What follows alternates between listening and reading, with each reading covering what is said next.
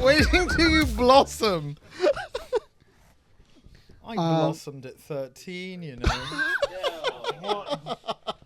I'm just saying, I've got the boobs for it. That's all I'm saying. That's going to be the thumbnail. No, please don't let that be the thumbnail. That is a great cold open.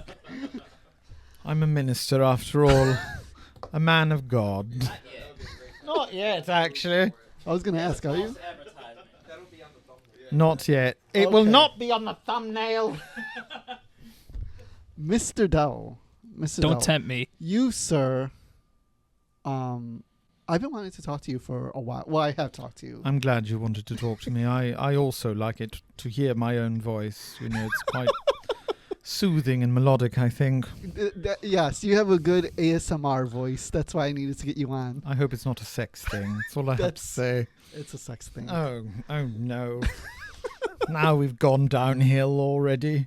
You have traveled everywhere. You have traveled the world. You've done it all, sir. There's plenty I haven't done yet. Oh, is that a sex thing? No, it was not. It does sort of sound that way, though. Unfortunately, yes. Colin, Go this on. is getting sexual. No, I don't think it's getting sexual. My God. We're not even a minute in.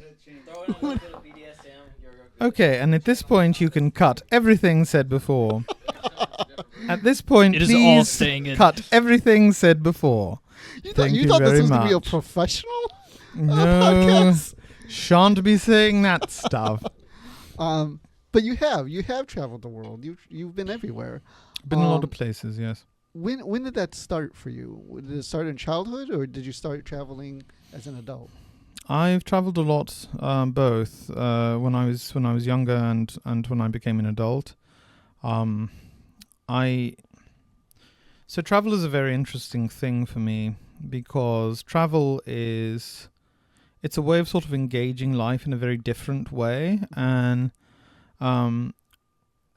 it took me sort of a while to develop my ideas about travel, but I try to do it as savagely as I can. Not quite backpackers, because that gives me hippie vibes and I don't really like that. But I try to be very close to the way people live in the places I go.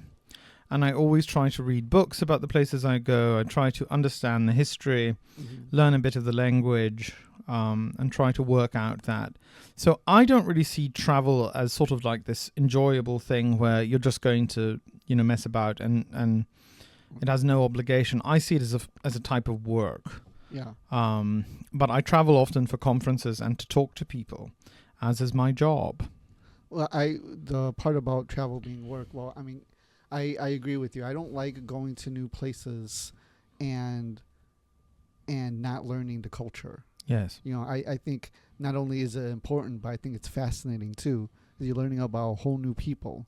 Yes. And so that's what you've done. You've learned about the people while you travel. Well, I always try to. Yeah. But, and I was also going to say, I really am kind of envious of the kind of traveling you do, because it's not as broad. You're not traveling to other countries. You're not leaving. In some cases, it's only 2 hours away, but you get to experience life in a very interesting way. And you have this very humane look at all these different subgroups and cultures that you associate with, and I'm very envious of that in a way. Why is that? Because I find my personality I try to be very understanding of others, but I have a very telling face, and some people would say a contrarian personality. I don't think I have a contrarian personality. But I'm definitely more on that end of things. Sure. So, some of the people you've gone to and some of the things that you've experienced in this open-hearted, lovely way, I would probably go and hiss at or something. I don't know, squawk like a chicken and get up and scream. And of course you're not talking about the bondage clubs. Oh, my gosh. God be merciful. God, I did not start it. You said someone would say my voice is a sex voice. You really tried it. Please cut this out as well. Cut out the minute before. Thank you. Well, Noted. Yeah, I really like doing that, to be honest, because I was born and raised in the city, and I'm really much very much a city person. Yes. So when I travel these 2 hours or 3 hours or 5 hours, whatever it is, I encounter all these small towns, and it's a very different environment than what I was raised in. But I feel like I segue pretty easily in these different, whether it's a small town or the bondage club or anything really. It's just I'm interested in people. You know what I'm saying? Yes, you are. So And yeah, it's I'm very fascinated apparent. by people and stuff. But just like any of us, I'm not immune to judgment of others. But we try to be humane about it, right? You're very open-hearted in the best possible way, and I would love to travel with you. Oh, I But- would love that. But one of the things that I will say is that I have less of an interest in people than I do in history. In fact, I kind of see people very often as the annoying bit about travel. Yeah. You know, my ideal city, if I could dream of such a place, would be where there's no one there, but everything is a museum. I'm a historian. I don't Yes. deal with live things. Yeah, but I'm wondering how true that is, because history is people. And I like them when they write things. I like them. One of the great things that Swedenborg talks about in heaven is that we will be able to understand one another on a very deep way. Mhm. And that's always been very appealing to me because, many, many times when I encounter others, it's amazing how close we are and how disparate. Mhm. That you will be talking to someone, and truly, even as we're speaking now, I can't look inside you. I can't understand your motivations or They're bad. why. Well, I assumed, honestly. But I see all these things, but I don't, I can't really understand them on a deeper level than that. Only what you tell me. Yeah. And we're told in the next world that there is this sort of immediate comprehension between people, and that's what I really look forward to. Because so many times in my life I have a very dry sense of humor, Mhm. which doesn't always translate, and people find it that I'm being mean when often I'm just trying to be funny, and I stick my foot in my mouth more times than I care to admit. But yes, I hope for that. I feel like you're not giving yourself enough credit. God bless you. Your I- $20 will be given to you tomorrow. It's 50. But no, I feel like Bastard. Bastard. I feel like you have a deep understanding of people. You understand cultures very well. You understand people. You understand history. I mean, Come get this. you are. I think you are an anthropologist. I don't think I'm an anthropologist at all. Well, in some ways you're right. I like how open you think I am, and I pray one day to be that way. Well, there's a quote by this comedian George Carlin, and he says that he's like, from everything I'm saying, you would think I really don't like people. He goes, I really, really do like people for about a minute, and then I hate them. Oh, exactly. Yeah, I'm right there. Maybe 20 seconds. And it's not that. Okay, I'm really trying to make myself an ogre. I'm not really like that No, either. I know. I like talking to people. I enjoy certain moments, but Yeah. I'm very hermit-like. Mhm. Like, and then Quinn, my husband, will tell you all the time. I have this moment when I'm like, okay, I'm good not leaving the house for 5 days, and not talking to anybody, because for me, I exist in the present. I live in the past, Yeah. and I live in the ideas and religious conceptions of those whom I study, and that is, it's an obsession to me. It's a constant work. That even in the moment, I feel like any moment not devoted to it is some way stealing from it or something. Yeah. And that I come alive in thinking about the things that I think about and in the languages that I'm addressing. Right. And and very often, it's a strange relationship because these are human products. Right. They're human products in a human way. And I'm a humanist scholar. That's what I do. I try to understand how culture works from these productions, but it's not easy.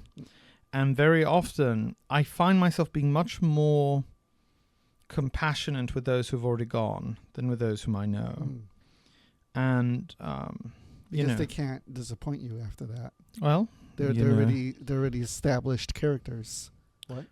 I know somebody is not apparently as engaged in our conversation as we are. Sort of bad advertising for a podcast. But I think it was the Jimmy.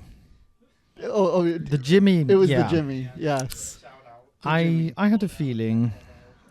Well, so as famous as you are, Dell, As famous. as I'm not famous as you famous are, to anybody. there might be some people who don't know you. So let's go back to the beginning. I met you. Bereshit bara Elohim. You said go back to the beginning. In the beginning, God created. Sorry, it's a Bible joke. Oh, okay. Any Was that ti- any- Genesis? Yeah, anytime anybody says, let's go to the beginning, I have to say, Bereshit bara Is that Hebrew? Elohim. Yeah. Sorry. Yeah, let's go even before that Yes. to you. To me. Yes. And the great abyss. Before Genesis. I met you not that long ago at the Swedenborg Library in downtown Chicago.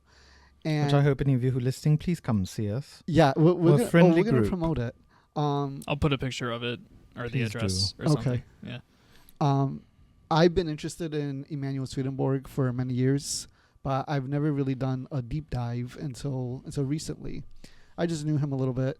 So I've known about the Swedenborg Library for a long time, but I finally made the decision to go after talking to my friend Rob about Emanuel Swedenborg. Don't call him a friend in public. You don't want You're to right. sully your name. I hate him. Yeah. I hate that guy. It's the correct response. Yeah. It really is. Yeah. I'll kill him. No, he doesn't. No, he doesn't. Let's Yeah. be clear. No, and please remove that last comment. No. I Yeah, I'll kill him. I gotta bleep that out anyway. No. This will be played in court. Something else. So I went to the Swedenborg Library, and I remember knocking on a door, and I hear your voice, and you go, "Come in," very sweetly, and I came in, and it was you and Quinn, and you guys were absolutely so sweet to me. You guys were so welcoming to me, Oh. and you offered me treats. You let me browse the books. Smoked fish, as I recall. And- yeah, that's right. I Smoked forgot, chub. Yes. That's right. Yes. And then the lovely Karen was there as well. My dear Karen. Yes. My other soul. Yeah. Well, Jimmy. God. Yeah, Jimmy, shut up. And Rob. We're leaving this in.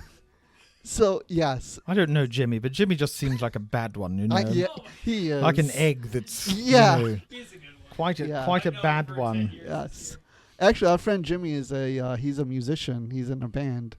Oh wow. Yeah, he's a rock star. Yeah, he's a See? great guitarist. Okay. And he does guitar. Right. Or bass guitar. Yeah. One of those. Yeah, one He's of not that those. important. Yeah. But so yeah, you guys were great. And you and I mean, man, I was there for a couple hours, and I had questions on Till the end of the day, I think. Yeah. Actually, because we stayed later than when we were supposed to, and you answered all my questions about Swedenborg. Oh, thank you. And you were fantastic, and I really appreciate you welcoming, and you've become a friend since then. Yes, I think so as So, well. yeah. If only you'd come and see me on occasion, it'd be nice. Well, we're not that good of friends now. No, I will. But yeah, so how did you get your start in? How did you find Swedenborg? Well, so this is, this is very close to who I am, I think. So I discovered Swedenborg when I was between 12 and 13 Mhm. through reading the works of William Blake, nigh A Perfect Man. And I read the Marriage of Heaven and Hell, and Swedenborg appears in a very negative sense there. And I thought, who is this Swedenborg? What is this Swedenborg? And So you abandoned Gnosticism for Swedenborgianism. I was not, in fact, a Gnostic. I've also, part of the reason people are always like, everything. Not really, because I've studied the same 12 things since I could breathe. I really have not developed very much in a personal way. I have the same interests that I did, when as first as I can remember developing. 12 things. I mean, I have trouble learning one thing, so 12 is good. Well, I always joke I have the same cluster of ideas that I just can't let go for some reason. But it started with Blake, and I wrote to a man called Reverend Dell Rose, who is in a different church actually than the one that I am now a part of, and he started sending me information on Swedenborg, and that was really the beginning. And I read through, by the time I was 16, all of his public works, and it was really his concept of death that spoke to me the most, and hell. Because for Swedenborg, there is no easy way out. No heaven that you just magically ascend to. You don't say Namo Myoho Renge Kyo or Namo Amida Butsu and you're in another world. No, it requires everything that you are. And that hell is a continuation of your own egocentric vision. And I found that to be so true. I thought if there was a hell, it would have to be like that. It would have to be something that you cannot escape from. And the clearest example of this that I've ever found is The Great Divorce that you can't escape from. Hell is this point at which you can't escape from yourself, which I think is the most terrifying thing. And the C.S. Lewis, who wrote this book called The Great Divorce, C.S. Lewis did not read Swedenborg directly, but he got a lot of Swedenborg through George MacDonald. And the story is basically that people travel from hell to heaven once a year. And, this man who has a compulsion to steal, and he's in front of this apples in heaven, and they're laying all around it. So he picks them up and tries to take them with him. And there is a voice that comes from a waterfall nearby that says, "You fool, you can't steal golden apples. Stay here and learn how to eat them." And that, to me, just spoke in such a way, and it clarified all these things that I was reading from Swedenborg. And also the way he talks about how you pass to the next world. My husband's mother died very, very tragically. And to me, one of the things that was most comforting that I have to believe in is that everyone's transition from the best to the worst is so gentle into the next world. We go like waking up. And the worst deaths are the least remembered. Now, believe you me, I don't think of myself as someone who is not aware of the fact that there is a lot of personal will in that, but I have to believe that. Even if you say that that's all fanciful human will, to me, it just rings true in this really complex way. Yeah, intuitively, it rings true. Yeah, it seems that way. I don't know that I would say intuitively, but something very like it. Something that is deeper than my own will. Yeah. And also the way that it combined both an appreciation and acknowledgement that every religion is a possible way to truth, and no religion, in fact. But that at the heart of that is the same spiritual reality and the resurrected Lord. And that to me was very, very important. And, I've been many things in my life. I've studied, I worked as a cantor for a Jewish synagogue. I've been involved in Buddhist studies, etc. And I could never walk away from it. Well, religion has been around you, but what were you raised as? Generally non-defined. Okay. I mean, my family, truthfully, did not have a religious orientation. Sure. Other than this sort of just vague belief that there is a God. Okay, yeah. And that's what, that was sort of how I went into it. But I do remember being very young and listening to these older women talk about biblical prophecy, the book of Revelation, and I was hooked. I had to know more. It was that gritty stuff that got you. Oh, yeah. I mean, it was this, what does any of this mean? And when people would say things like, well, I'm not going to eat certain things because of religious commitment, that just, to me, was astounding. What is this? What is this stuff? What do you mean, pizza? Yeah, exactly. You can't eat meat on Friday. Why not? And I was, trying to understand that and to understand how that worked historically. And I don't try to be soft-headed. I'm a thorough historian through and through. But the difference is that I believe the claims that Swedenborg made. Yeah.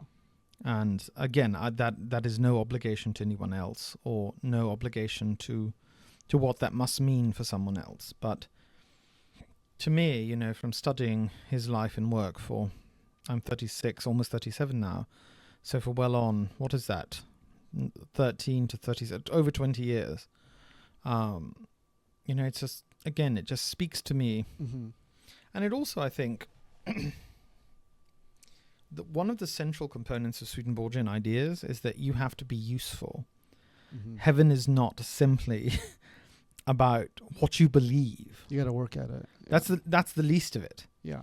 It's about the kind of soul you have created. Right. And cultivated in your life. Yeah. Do you think so wait, what do you have your PhD, or are you getting you said you're getting your PhD before? So yes, I'm finishing my degree. What's your thesis? So I'm at the University of Amsterdam, Mm-hmm. and I'm at the History for Hermetic Philosophy and Related Currents. I'm interested in global receptions of Emanuel Swedenborg, and particularly the relationship between Swedenborgianism and politics. So I work in 19th century England, late 1830, 19th century England. I work in the Japanese context. I study the relationship between Japanese readers of Swedenborg, specifically in non-Christian contexts. So Doguchi Onisaburo, the founder of Omotokyo, I study his relationship with Swedenborg. And I also do a lot of other sort of things. But that's my PhD topic. Mm-hmm. However, I have written on the Baha'i faith and its relationship with theosophy. I have an article coming out about 17th century Welsh religious ideas with Morgan Hwyd. I have another article coming out about Shinto internationalism. So I have a lot of different interests. Yeah. And fascism and religion, specifically with Gabriele D'Annunzio and the Fiume project, which is coming out in a French journal this year. So I have a lot of interests. Yeah. But broadly, I'm interested in esotericism. And you wrote an essay on UFO abductions. I did. Yeah. Would you like to talk about my essay on UFO abductions? Oh yeah. Okay. Lambs to the slaughter. Look, I'm looking. What am I seeing? I have a bone to pick with you. Pick it. No, really. So No, really, pick it. Oh, Come on. Okay, Come on, Chevy. I'm coming at you. Come on. All right. So you concluded in your paper that well, how did you include? I don't want to speak for you. How did you conclude your paper? My conclusion is that there are more grounds to believe that people who have experienced UFOs, Mm-hmm. and particularly UFO abductions, are based on internal psychological drives, many of which are not apparent and actually come from broader cultural. I'm not saying that anybody is intentionally trying to fake one of these experiences. Sure. But there are very strong connections, particularly in the history of folklore, related to fairy abduction, and through the widespread dissemination of African enslavement narratives. I think that these are the building blocks that people who later claim UFO abductions. I think that this comes from. You take more of a Jungian approach, Carl Jung, and his stance on UFOs. No, so Jung had quite, I don't acknowledge anything like a collective unconscious. I don't know what that means. Or more specifically, I'm uncomfortable with going to the degree that he does. I'm not making any ontic claims. These are verifiable historical stories that do recur in cycles with very similar motifs. I don't understand how that works or if that's an important question. So it's not my intention to try to be a Jungian or to present things in a Jungian way. It's just trying to take seriously the claims of the people who are projecting these ideas that they were abducted, to take that idea and to try to understand how that works historically, how people came to these conclusions, and what they were drawing from. And again, I think that there is a human experience of abduction, of being taken. There's a human experience, but do you think that there is something beyond that? No. No. No, I don't. So it's just totally psychological? I think that it's, when we say psychological, this is a reductionary thing. This is trying to reduce something to a simple, okay, it's in your head. I'm not saying that. I'm saying that our constructions of reality are very socially determined. And understanding history and seeing certain patterns in existence creates what folklorist Amy, what is her last name? Amy Shipman, what she called tellability. And this is, it allows people to have a mold that is culturally communicative and to pour their experiences into. But no, I don't believe that this is, this is not an ontological experience. They're not experiencing beings. Mm-hmm. They are having highly complex relationships with their culture and revealing a great deal within that. But but I feel like that is Jungian, no? Okay, well, it's Jungian to you. You can say it's Jungian. I mean, I didn't cite Jung in the article. Yeah, no, Luigi Pericles is another. He's a Swiss Italian artist who likewise had a deep interest in ufology. But no, I don't believe that these are actual experiences. No, they're not really encountering these beings.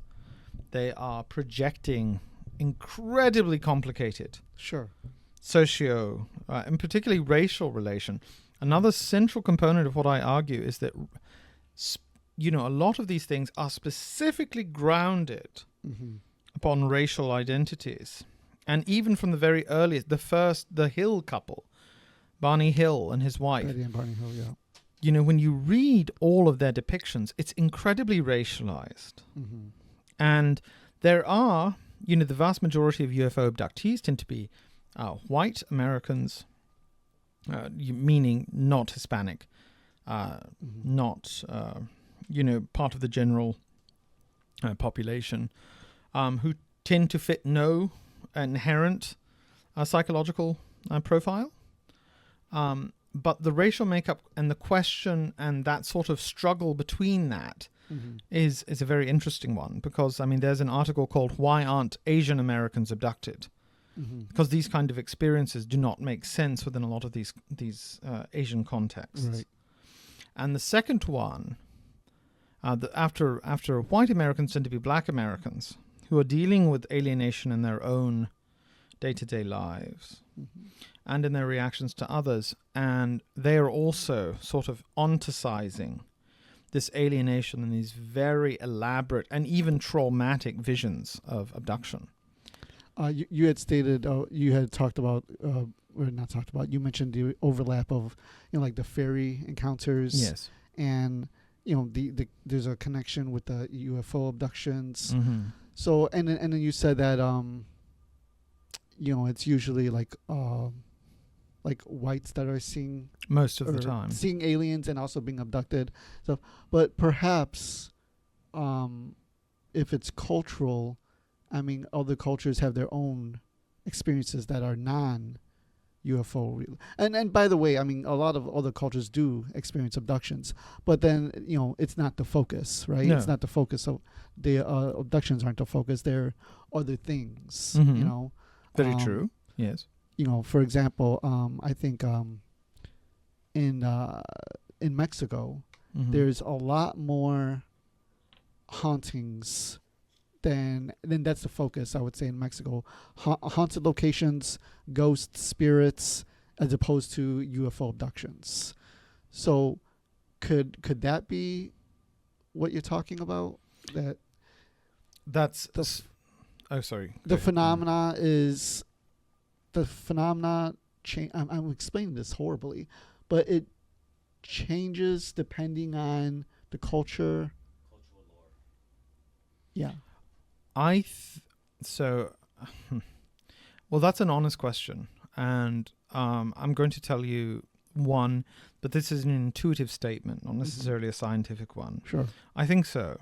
I think that the same mechanisms perpetuate both ideas, and in particularly, I keep wanting to say they're from Laos, but they're the Hmong people. Hmong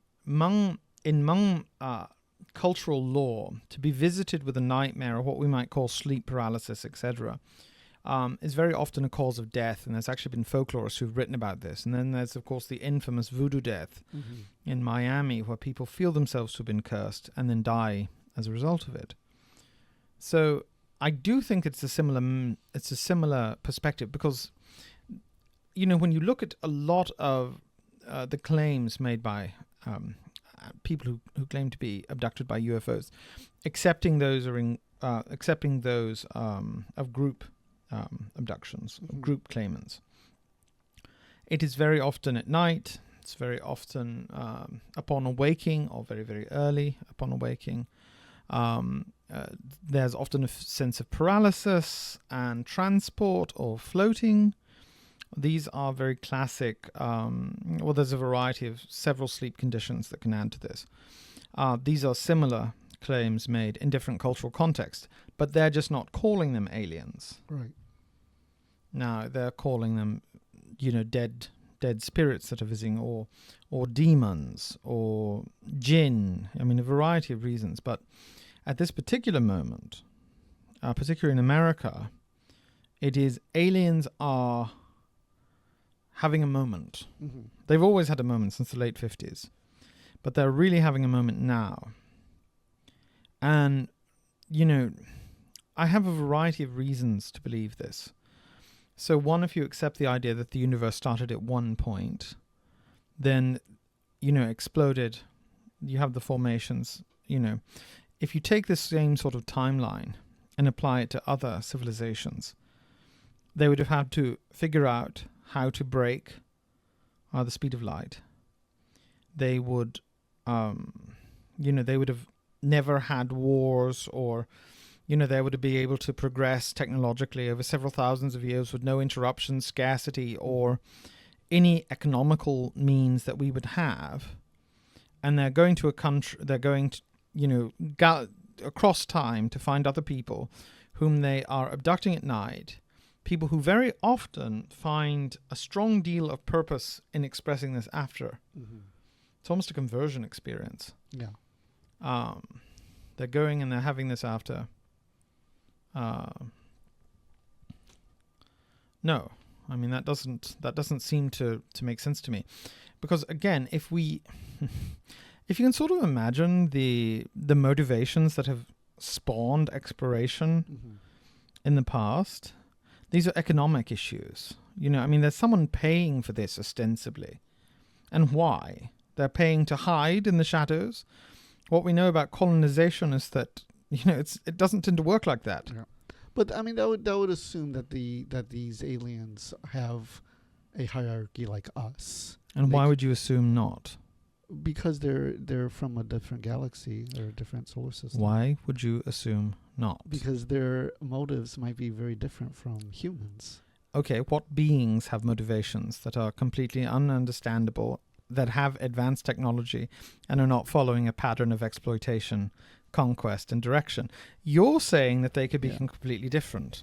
That's true. Right. However, all of your ideas about that are in reaction to something you already know about. You know, you're familiar with the development of history. I'm just saying that there's no reason that you should suppose that there wouldn't be the same motivations. Yeah. And again, I feel like the people who are saying this, it's the ball sort of on you. If, you know, to say that this is occurring, I mean, unless you're saying that this is some kind of transcendental experience, most people aren't. If you're saying that this exists in a physical time and space, then it's up to you to produce the evidence for that. Now, we saw this, you know, I guess it was Watch me talk all big and bad. And then we had a congressional hearing about whistleblowers talking about we have biologics and technology, but that hasn't been released to the public. And I mean, I guess I can't speculate on it. Yeah. And it's certainly, and I'm not even opposed to the idea that there are other beings in the world. You know, I mean, not in the world, let me be clear, but in the galaxy. I mean, the galaxy is a very big place. Sure. If life occurred here, why couldn't it occur somewhere else? I mean, that's not my question. My question is, how do they find us? What's the point in that? And I've always been sort of amazed at this sort of naivete that a lot of these people have about aliens. It's one of two things. It's this, that they're going to bring us all this way of understanding. This is the claim of Unarius, the universal, articulate, and interdimensional understanding of science, that they're bringing wisdom. Well, we could certainly use some wisdom right now. And there's all this, it's all this theory. Yet when you start harking this down, and particularly when you understand the history of colonization and exploitation, which, I mean, let's not draw fine points. That was a major, major influence behind exploration. Was not, oh, let's go out and have this grand paradigm of looking at the world. No. You were looking for things that could be useful to the civilizations you came from. And I just think that, you know, when you had to sort of imagine, I don't think it's E.T. You know, if there was a civilization coming, it's probably more like Independence Day. Yeah. And I doubt that they'd be so interested in trying to conceal themselves, especially if they're so technologically advanced over human beings. And certainly, it would seem if you understand everything about the world, you know, I mean, maybe they're holding off because of nuclear war or something. Well, there's a couple different theories. I mean, there's one where what we're seeing it's actually artificial intelligence. It's not the actual extraterrestrials. They're artificial intelligence that we're seeing. So, like, they're limited in what they could do.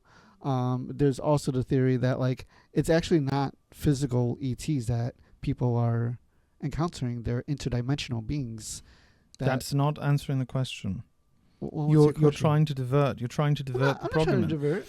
Well, as soon as you say they're not extraterrestrials, they're interdimensional. What in the hell does that mean? So actually, Are they in the world? Do you go. have physical encounters? Does that occur? Yes. Okay. Then this whole bit about extraterrestrial... No, not true, sir.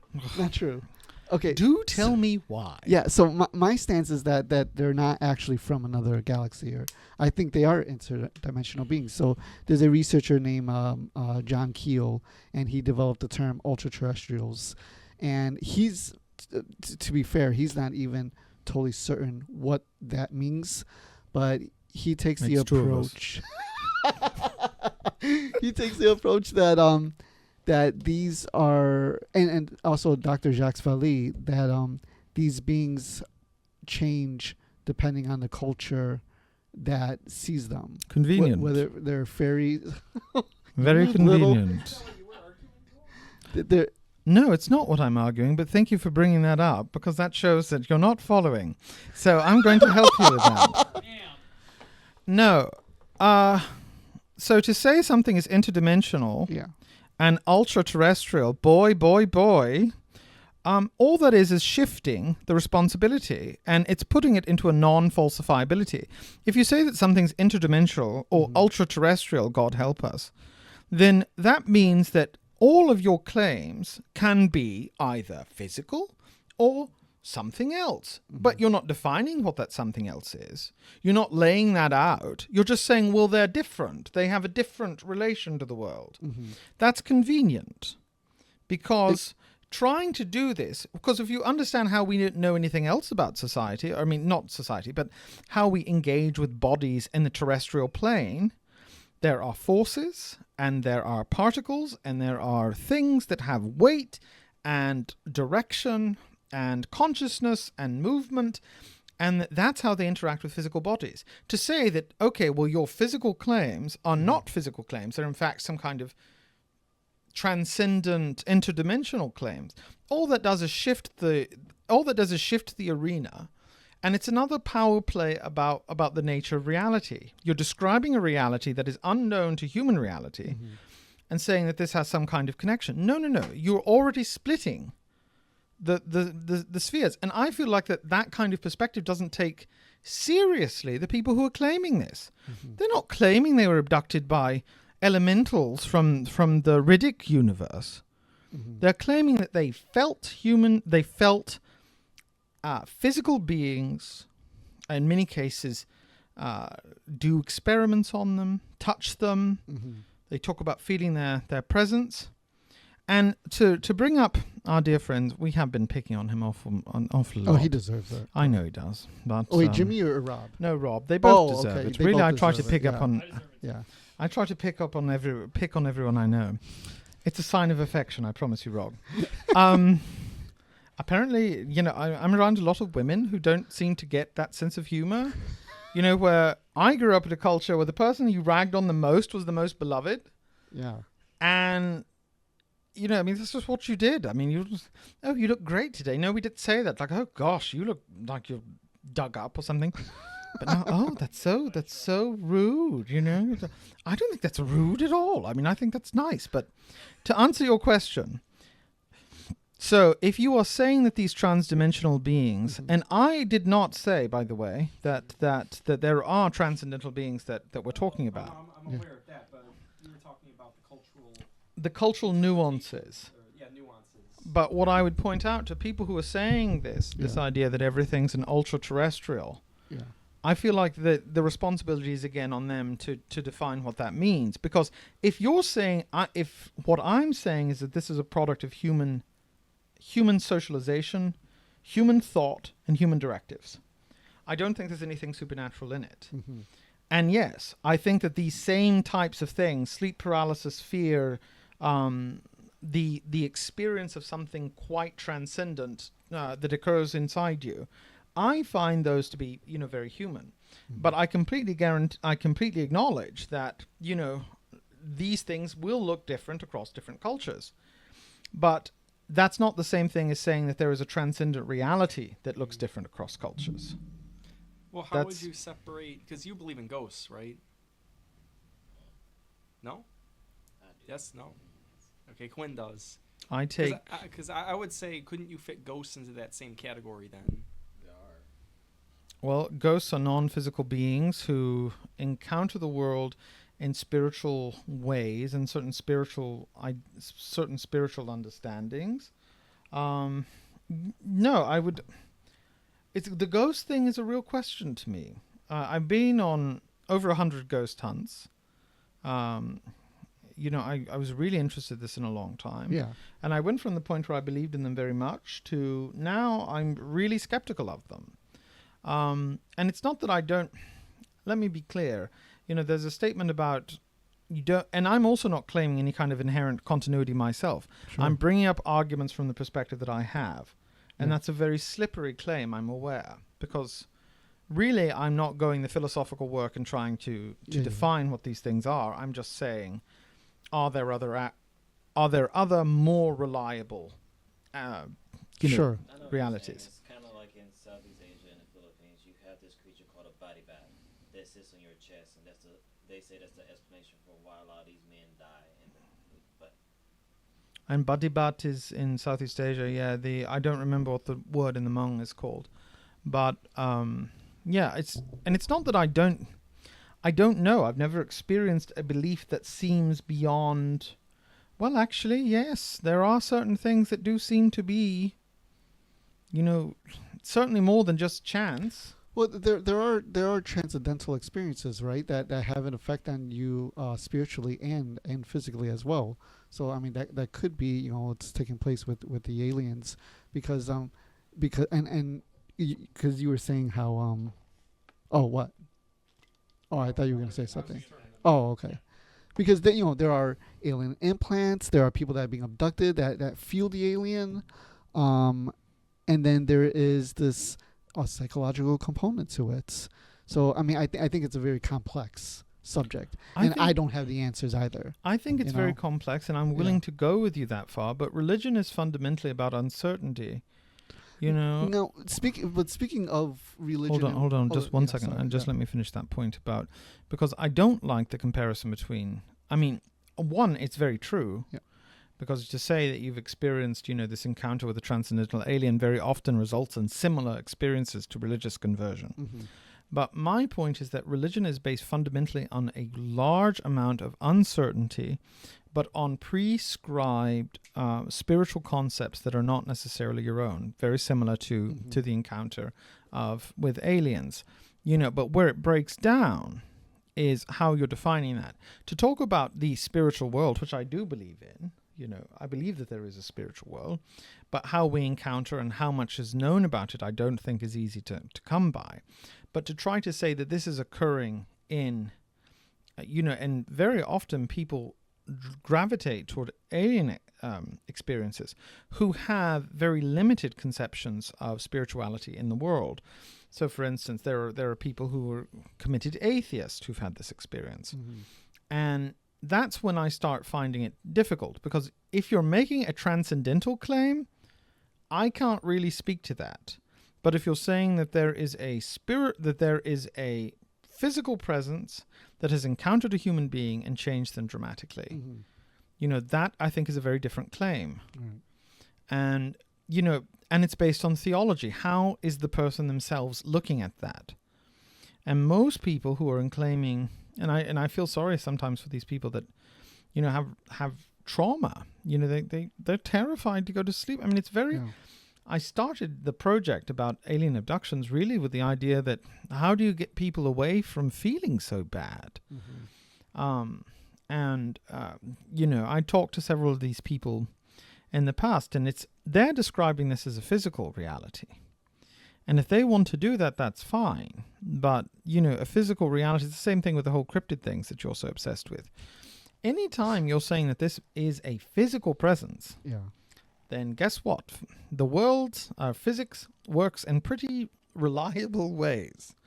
So if you're saying that something exists and you can touch it and it exists and it has weight and all these other things, then there are evidence for that.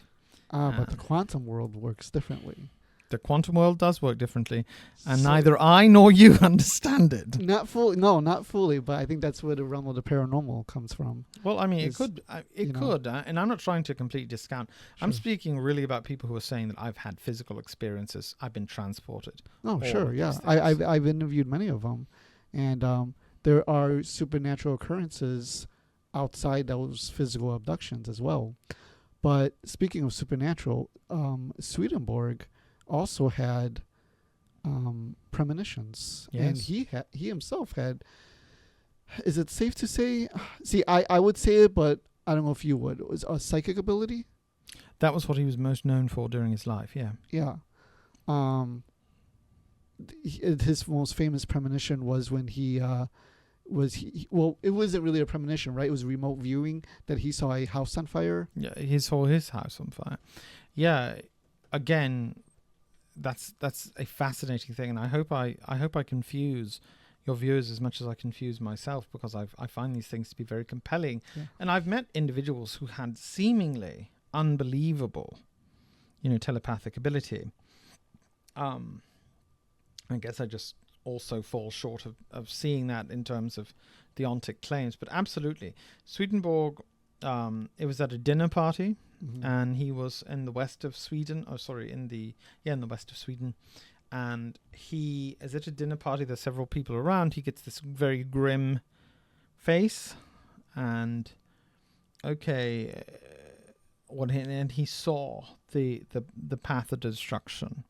So he looks at all of these houses and he said, your house is burned, my house is burned, but my garden is safe, which is very, very important to him. And it turned out to be true.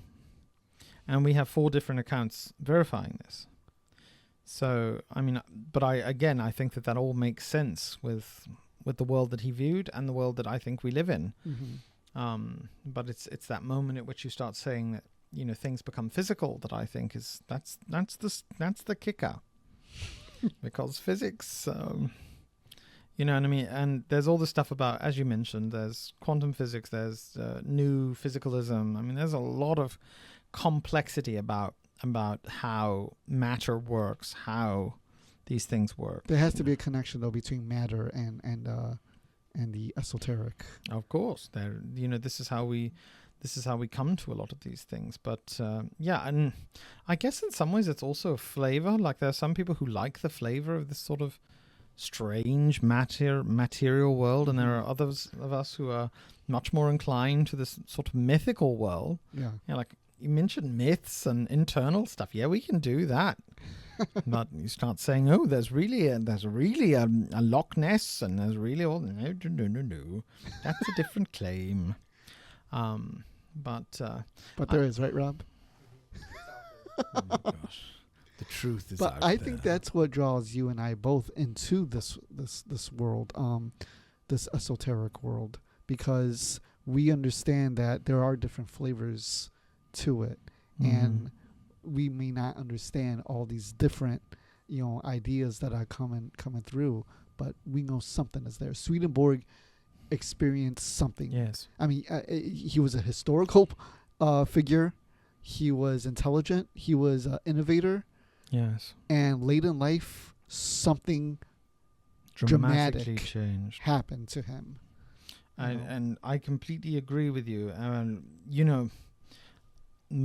All the statements that I made about aliens, I've thought about that topic for a long time.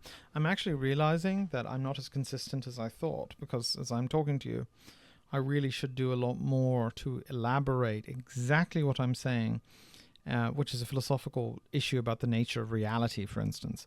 But no. Well, it's hard to, though, right? I mean, it's hard to, because these topics like aliens and like esoterica, they're complex, they're layered, and we're just human. So we need to be, we can't be so hard on each other when we are talking about these topics, because. Well, I think we should be hard on each other. I think that, opposition is true friendship, Blake said. And when you bring something out, I have a very different view about how you help someone. I think that so much of how we look, even in academic circles, is about a certain type of politeness. But in reality, I think that we should be pushing very, very hard for truth. And there is a difference. And that's why I say, speaking specifically about, a lot of this alien stuff, I want to press that, because I think that human civilization is very important. I really dislike all of this movement to try to say that everything that was great in human civilization was somehow built by alien races. I find that to be very insulting, particularly to the Mayan civilization and to the Egyptian, and all of these countless lives that were given to the development of these things. And to just say, oh, well, that's from some, extraterrestrial race that built them overnight. I don't think that one, it doesn't help us understand the story at all. It doesn't help us understand their purpose, or, what these things did in the history of time. And that's why I keep coming back to this sort of historical model. And I don't, if any moment, Yeah.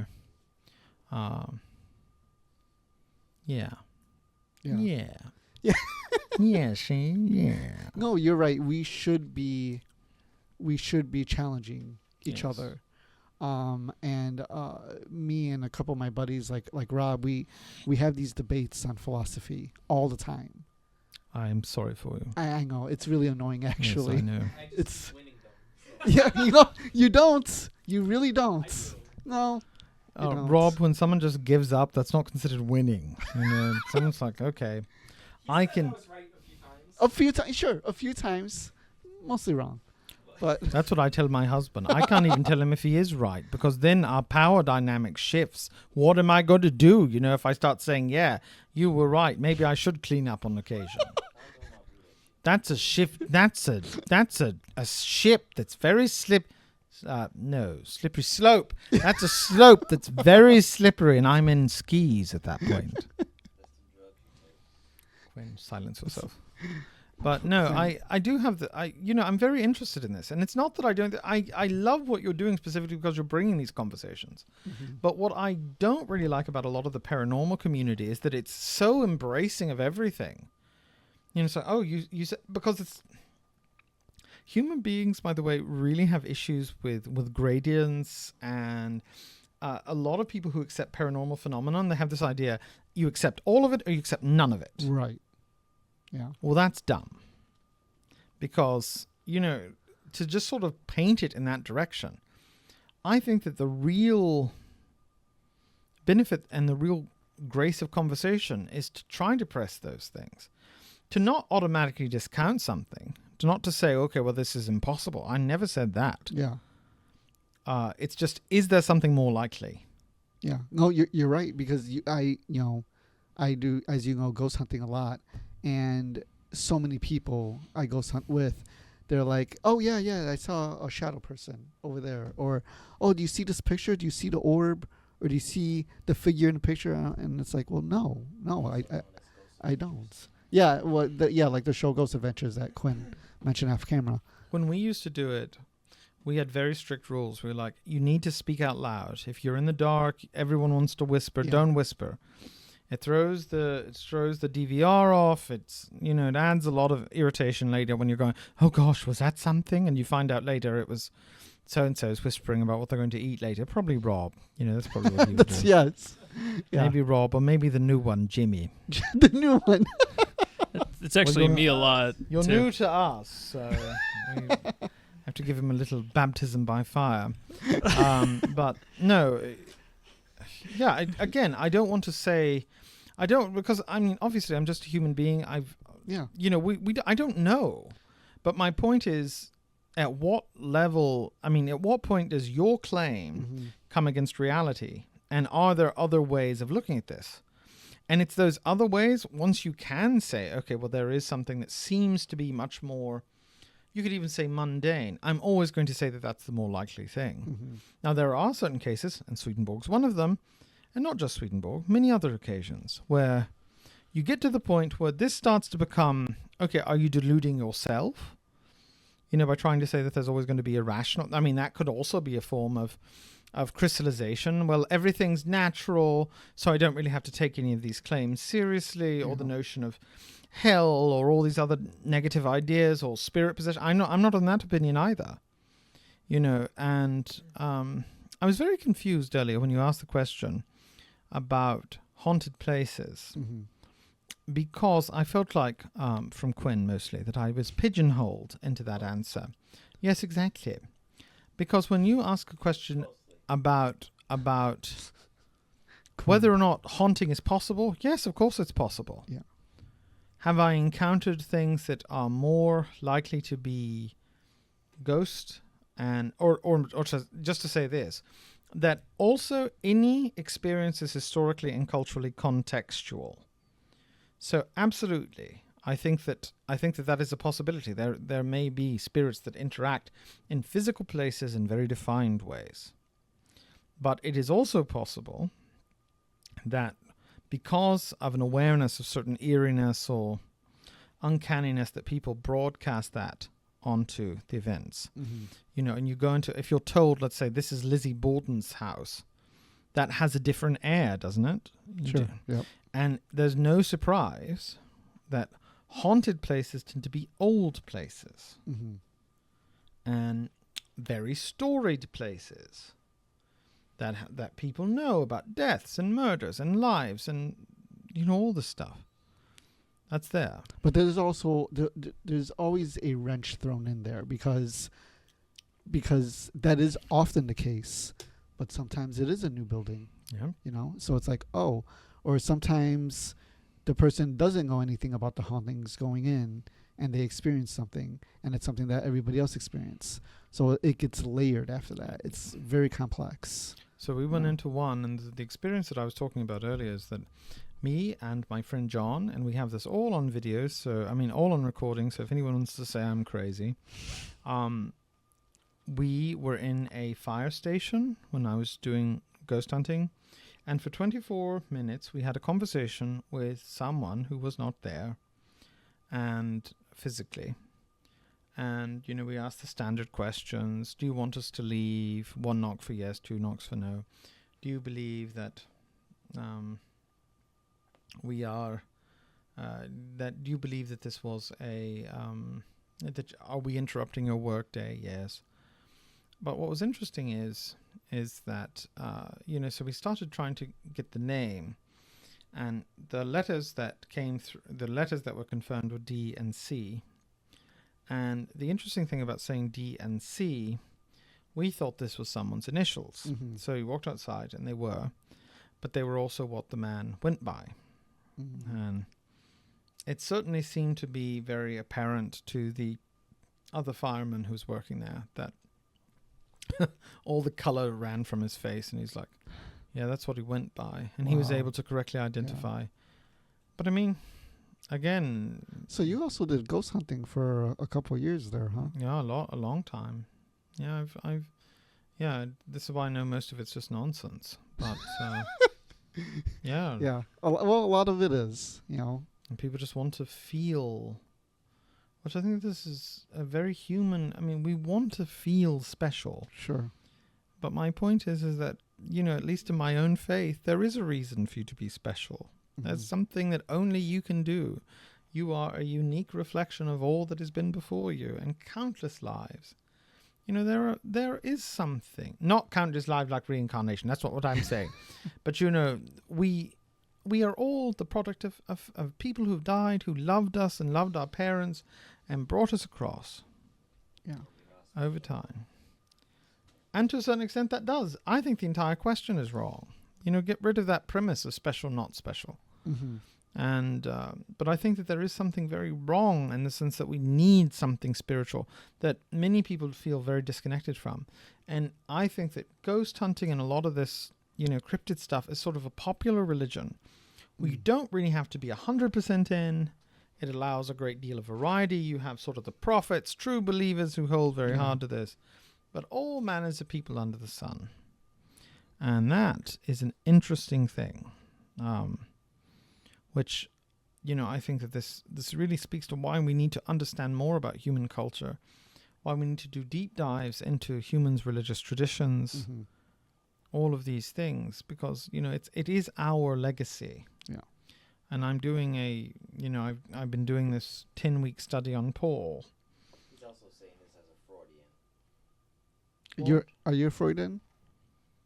Well, are you a union member? I mean, that's a random question. No, He said. yeah, I know. I'm I- trying to orient my attack. Give me a second. Off camera, Quinn called Dell a Freudian, so that's why I brought it up. I think Freud gets a lot of bad rap. Yes, I think that Freud has a lot of good. I'm not anybody's in. You know, I'm not a Jungian. I'm not a. Yeah. I think that people. Shut up. People have, people have good ideas, and I think Freud is very maligned Mhm. because I think Freud did have a very sort of central look at people. You know, I mean, the fact is that the majority of people act on selfish impulse, and we do things inexplicable in some cases, and I think that there is a lot that's very true in his analysis. But no, I mean, when it starts to get to these broader issues, I don't know. You know, this is what we Yeah. bring. And the great thing about the religion, about Swedenborgianism, is that we are constantly refining that. Because, you know, the answer is not going to be something, this is the joke about, you know, the answer is 42. Because the answer doesn't mean anything without the context, without the life you've lived, without sort of my own very idiosyncratic view of a right position. Mhm. Is the point at which you paint yourself and you say, after listening to extensive criticism, you know, lots of what were you thinking? You know, that sort of question. If you get to the point where you say, I don't think I could go anywhere else, honestly, or as honest to yourself as you can be, I think that that's a good moral position to sort of take. I often think about what Luther said when he was standing before Charles V. Here I stand, I can do no other. And is that what led you to?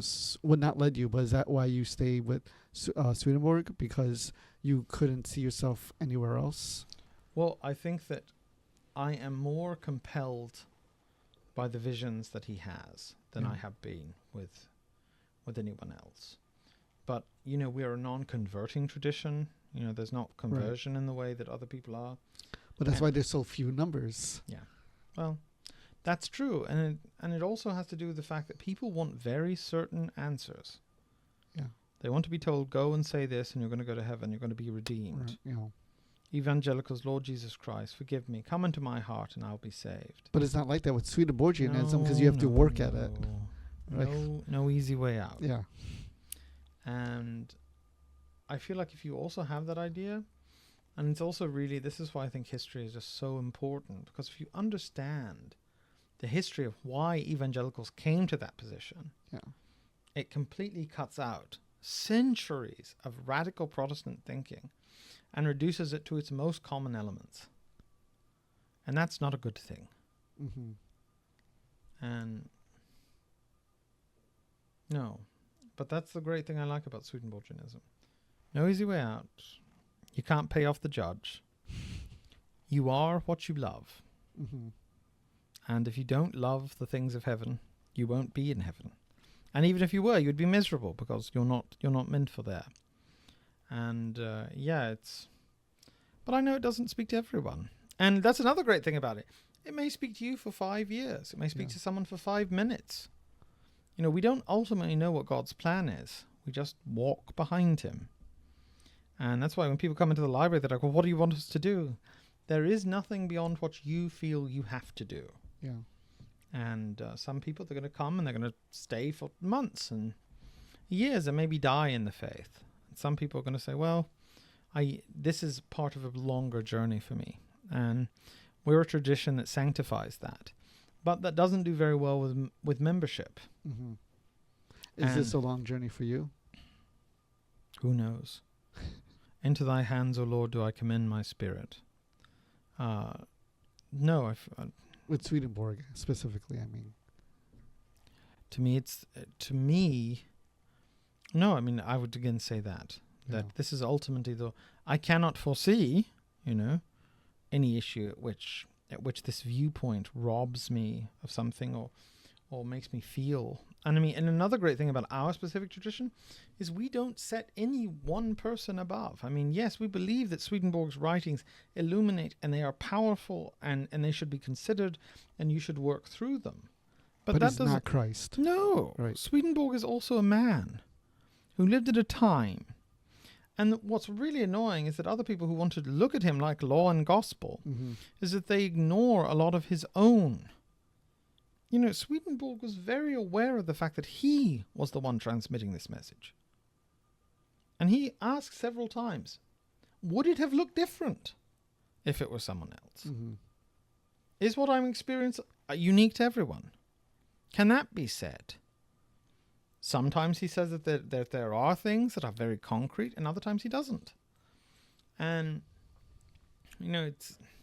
there's this bibliolatry, this worship of the Bible, that, everything in it is 100% true, that it fell from heaven, and anyone who says otherwise is a heretic and a monster. But that idea is very compelling. It brings people in. Mm-hmm.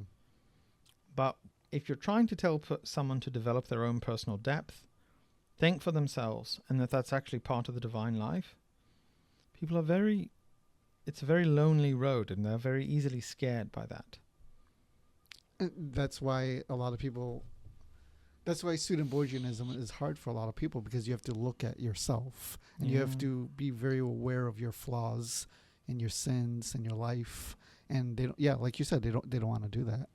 And I think that's another reason why good old Freud would, Freud was very aware of that. And I feel like so many of us, we are trying to play a game at perfection. Mm-hmm.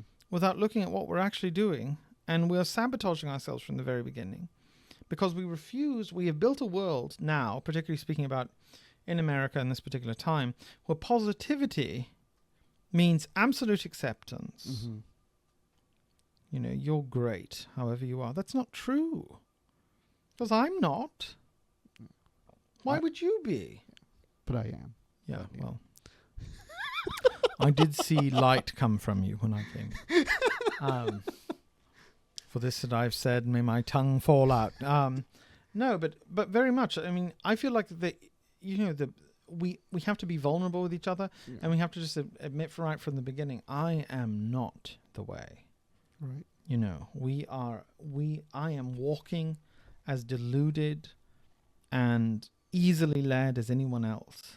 And, I feel like that's our work. And no matter, okay, I've studied this stuff for 30 years. What do you think that I have any answers? No. Every door opens more and more questions. Mm-hmm.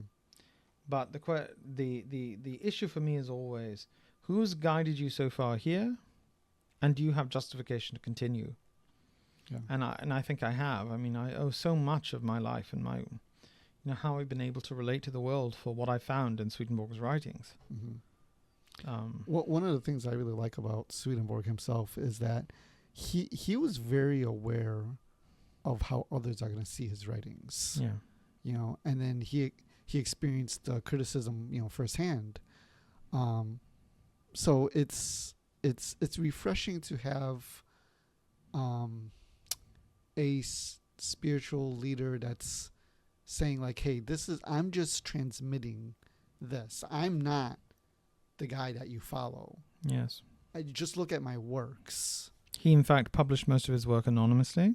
And you want to know something really psychotic about the development of the church? Swedenborg warns, do not found a church. Yep. Do not hold to anything that's going to prevent you. Because when we go to churches, when we feel like we've got things figured out and they've been condensed down, like when credo in unum tanum, this I believe, etc., we feel like, okay, now we've got it. Mm-hmm. And that's dangerous in Right. spiritual development. Because that very often allows us to do these sort of weird contractions in our mind. And everybody does this. I'm not trying to look down on anybody who does, because believe you me, I do this sort of compartmentalizing and say, okay, well, I go to church on Sunday and Monday, and I fell and I'm committing adultery and all this other stuff, but I'll just say, forgive me, and I'll try to get back on this path, without trying to look really at the cause and root of that.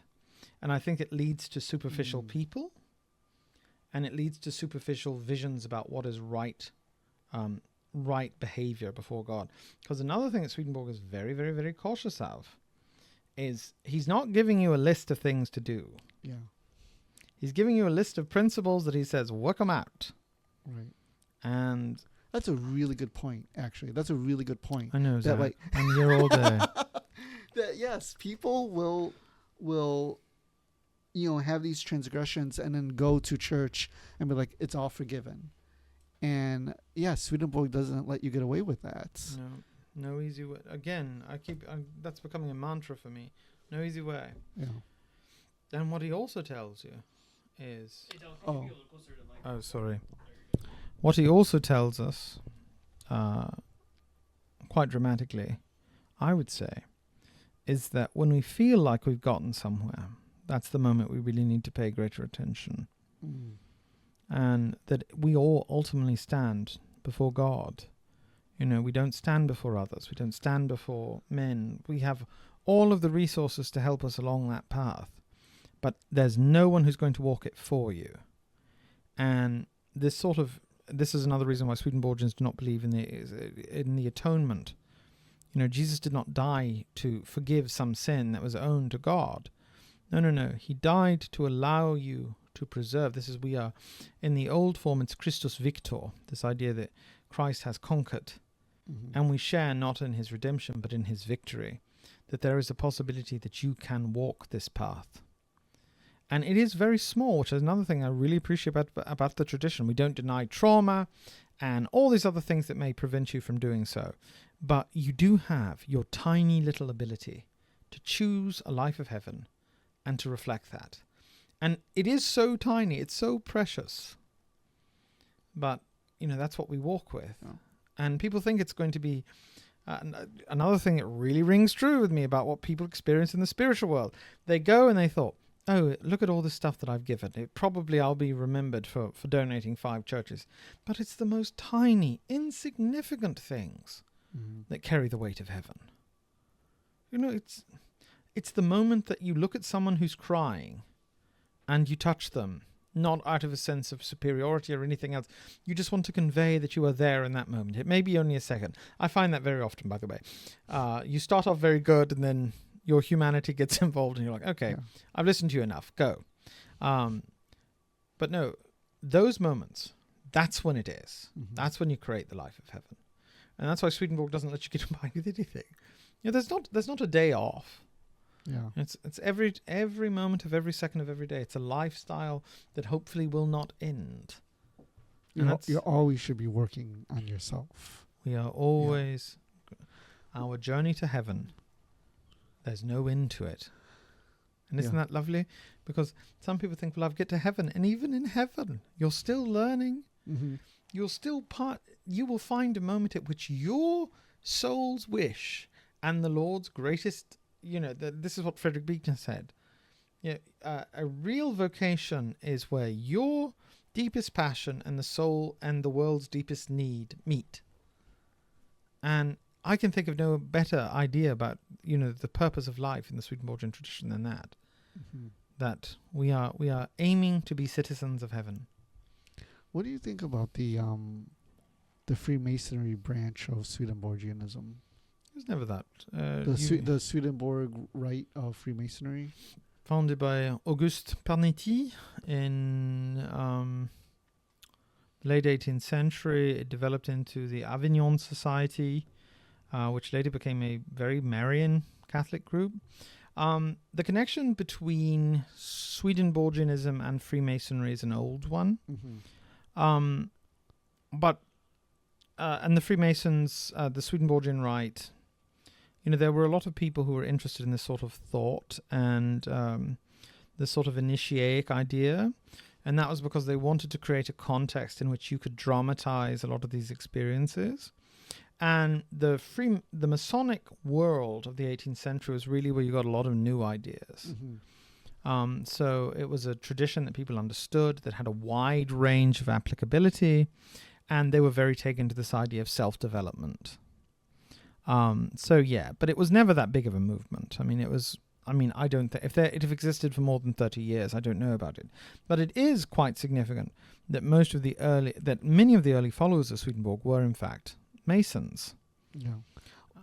That's what I find interesting because, Freemasons, they're about, self-improvement and, kind of so was Swedenborg. But what would Swedenborg think of the Masons? I don't really know. I think he would probably... Well, that's a good question. What would he think? I think he would probably be surprised. But, this was going on during his time. So, he wasn't so out of it. No, he would have known about the Masons. I think he would have probably thought that it could, and as many other things in life, it could lead to better things. Yeah. And I don't think he would have ever, tried to discount them. Ways are not what he was leaving. He wasn't trying to come up with a definitive path. Mm-hmm. He, in fact, warns that does not exist, and that drive for that has driven a lot of people away from God. Thinking that you're going to get to a point where you've got God, mm-hmm. By the bull by the horns, and exactly. If anything in the Abrahamic tradition and in the prophetic tradition reminds you is that God does not like to be thought of as known. Mm-hmm. Prophets say exactly the opposite. Remember, what does he say to Moses? What does God say to Moses when he sees him in the burning bush? He doesn't say, I'm the God of Abraham, Isaac, and Jacob, as he said in previous. He says, take off your shoes, for the ground on which you walk is holy. Mm. My ways are not your ways. My thoughts are not your thoughts. Mm-hmm. And, anytime we feel like we have God understood, that's an idolatry that prevents us from actually experiencing life with a being that is capable of change, development, and love, frailty, and also infinite power. It's all there. Is it fair to say, and before we get to that, how much time, where are we at with time? Oh, we are? Okay, we got to be wrapping up soon. But I'm not. I'm here to talk for 10 hours. Have you ever heard of a filibuster? No, what's that? I'm working on it. It's when you go and it's an appeal from parliamentary procedure where you go up and you keep talking, so they can't bring something to the floor. That's what I plan on doing. I hope all of you are here for it. I'm here until 5 a.m. We got this. Mike said he is too. Yeah, Mike's here. He's also a baddie. Yeah, yeah. Yeah. he You're is. damn right. Yeah. I'm a bad boy. Yes, he is. Yeah. That sounded weird. But Yes, go ahead. Are you okay? wait, what'd you say? Are you okay? I'm Oh, very yeah. okay. Okay. I'm single. We had a y'all. malfunction. Is your chair broken? I'm not that fat. No, but it snapped. I heard it Yeah, snapped. There's a wheel missing. Yeah, there's a wheel missing. Oh, yeah. Sorry. Yeah. Yeah. I am. Yeah, Jack. I am though. Where's Jill, Jack? I'm meeting her after. Oh, no. Yes. DT Suzuki. Mm-hmm. So there could be overlap between Swedenborgianism and Buddhism. I'm not denying, I don't deny anything. And what I'm really interested in is why people made those connections. But, all I'm going to say is my upcoming book about this question completely throws everything. This idea that Suzuki is the transmitter of Swedenborgianism in Japan, not true. Mm-hmm. It's actually quite early. But what's really interesting is that Suzuki becomes the face of Zen in America and around the West. And he wrote more about Swedenborg than he ever did about Zen. And his Zen ideas are very drawn from Swedenborg. That's A lot of interesting. his depictions about what Zen is, Mm-hmm. that reads a lot like Swedenborg. And, all the stuff about humanism and this sort of relatability that you find, which made Suzuki so popular in America. That's not really. So he was a Rinzai. He was a follower of the Rinzai Zen tradition. And they are very well known for the sort of rigid approach to Zen practice, and and he, particularly in his justifications for this, he's not going to a lot of traditional Zen texts, although he does go to the Platform Sutra quite a bit, but he's using a lot of his own interpretation of these traditions, and that was much more successful in the West than it was in Japan. Because he also wrote things in Japan, but Right. they didn't consider him an expert on Zen. In fact, some people said he doesn't know Zen at all. That's one of my favorite. It was in the Zen publication from 1920, and then he doesn't understand anything. As far as the ocean from a mountain is his understanding of Zen. You said that you're working on a paper. What else are you working on right now? So I have my thing about Morgenquid, which is coming out hopefully soon. My paper on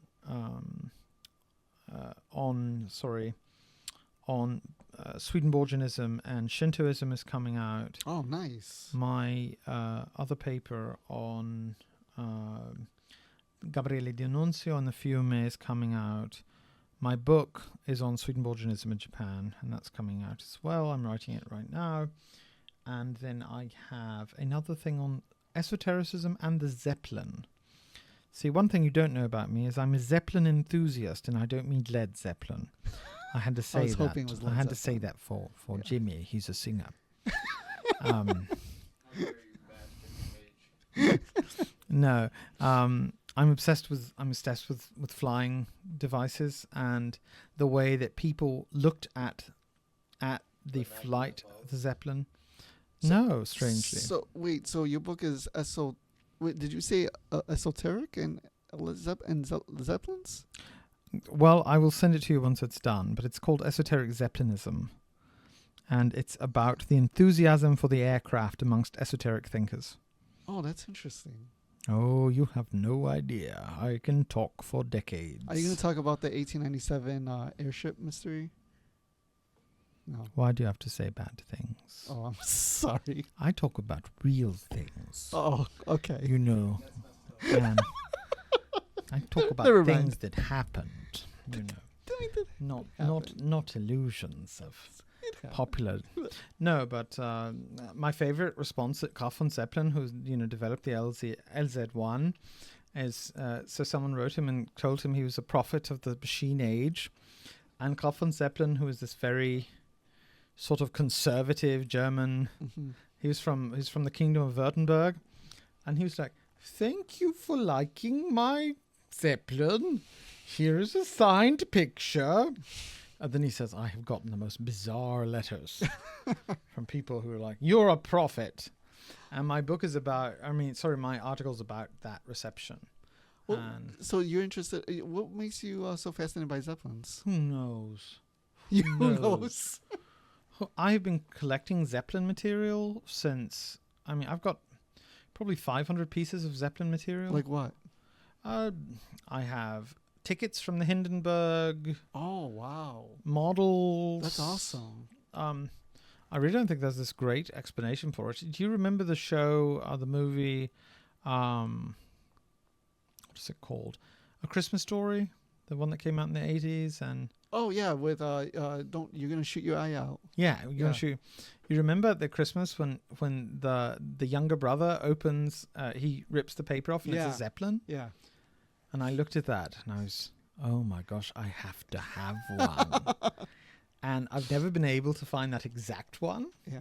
But now I have, I'm already sort of a pack rat. And that compulsion I really had to quash. Yeah. And Facebook Marketplace keeps sending me all these lovely things that torture me. But no, I love the idea of flight. So after I finish the degree, with my husband, if he doesn't anger me too much. He will, though. He will. I want to fly the last commercially available Zeppelin across the Bodensee in Switzerland. Oh, wow. Have an alibi when you disappear. It's going to be like, it's a dream come true. Where is that at? It's the Bodensee, so Lake. I don't know what it is in English. Lake. It's between Germany and Switzerland. Okay. It's not Lake Geneva. It's but in German it's Bodensee. But I don't know what it is in English.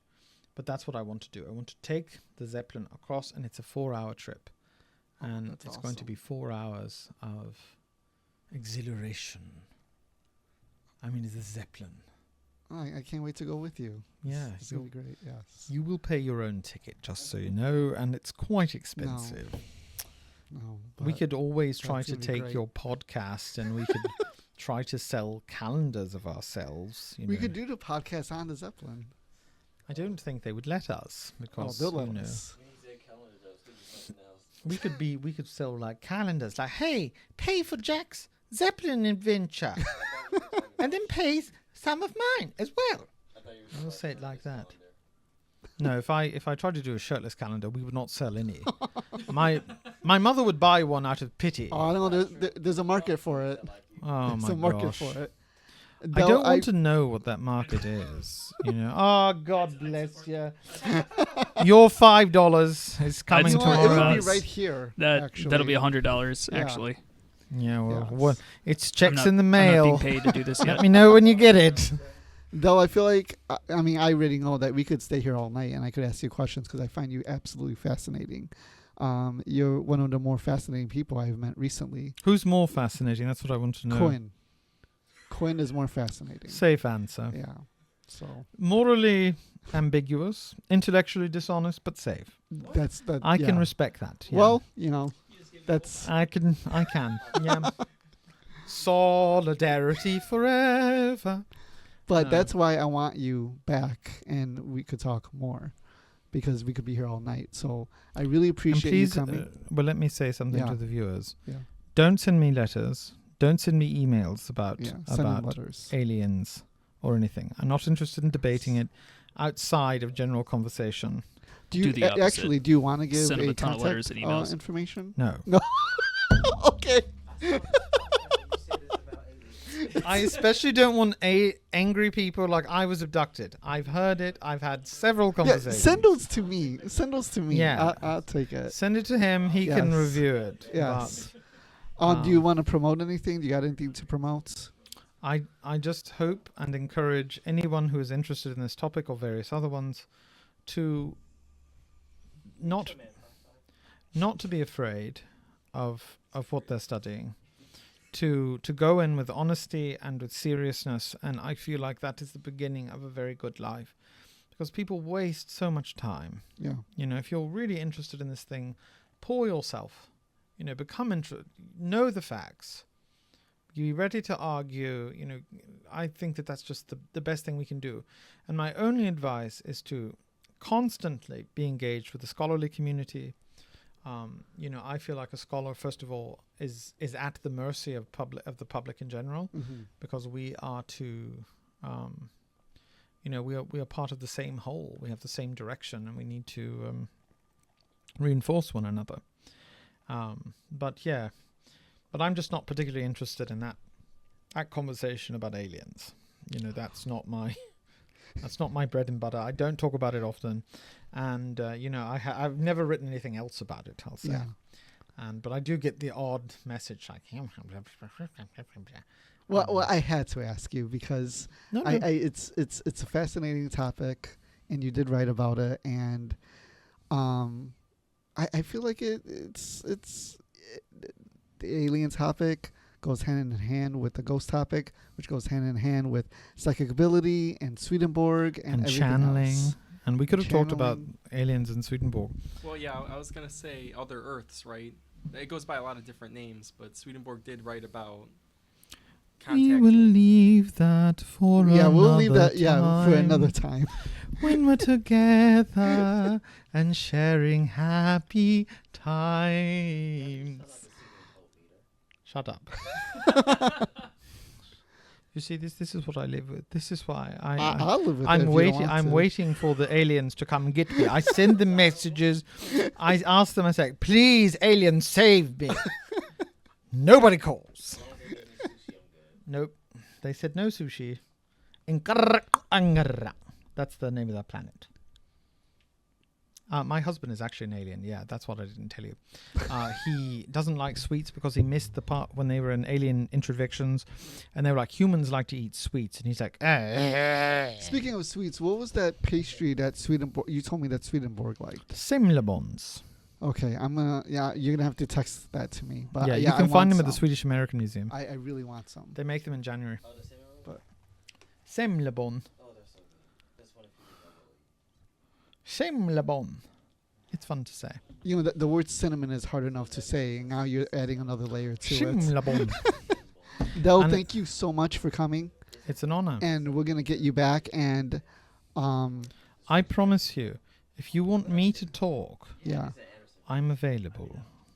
I'm available yeah, anytime like that. for the podcast or for the podcast. counseling? Only for the podcast. No, I'm not cancelling you. Oh, okay. No, we shan't be doing that. No. There shall be no counselling.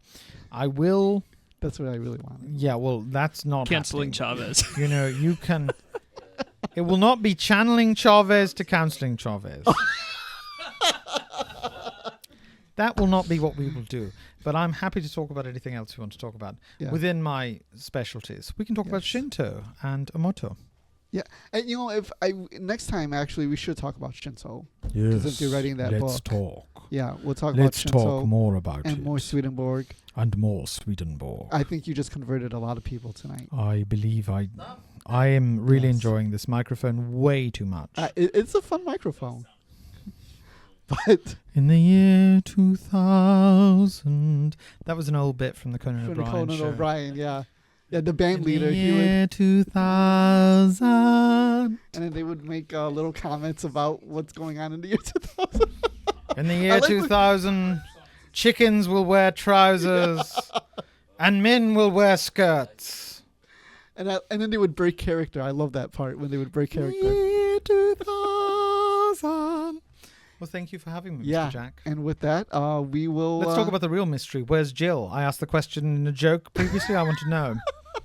You're talking about some imaginary Zeppelin mystery. Mm-mm.